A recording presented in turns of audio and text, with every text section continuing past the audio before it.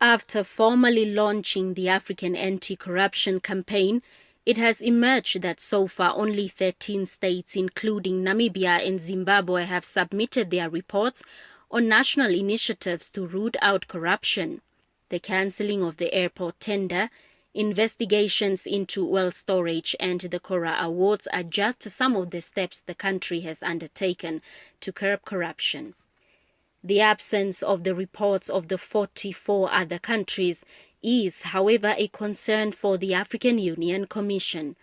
Last year, the Anti-Corruption Commission of Namibia revealed that it has submitted at least 60 cases to the Office of the Prosecutor General for potential prosecution.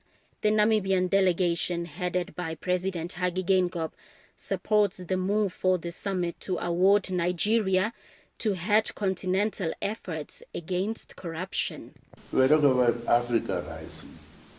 It's Africans who are dealing with problems of governance. If somebody came through coup, it's us who say no to you. Similarly, we are talking about corruption, addressing it now properly as AU. Just welcome that. We appointed a champion on that, President of Nigeria. We are in the forefront in Namibia. We are talking about corruption. We're going to deal with it in Namibia too. So it's a welcome thing. We don't have to question it. The AU estimates that every year over $148 billion, which represent about 25% of Africa's average gross domestic product, is corruptly shipped out of the continent. Nigeria is among the top victims. The West African country is battling to have over $300 million returned by the U.S. administration after it was corruptly shipped out. Even the president of Nigeria is going through tough times because corruption is fighting back. Those who have stolen the money are still fighting back. They don't want him to succeed.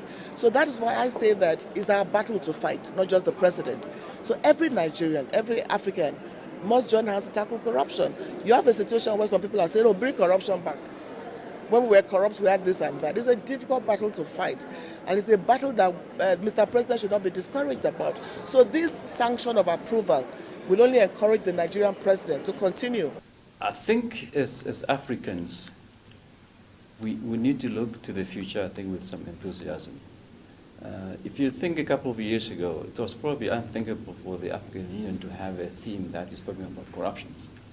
It was talked about, but not everybody was prepared to talk about corruption. But I think today everybody says, look, this is not something we should support. According to Transparency International, 6 out of the 10 most corrupt countries are in Africa, with Somalia topping the list.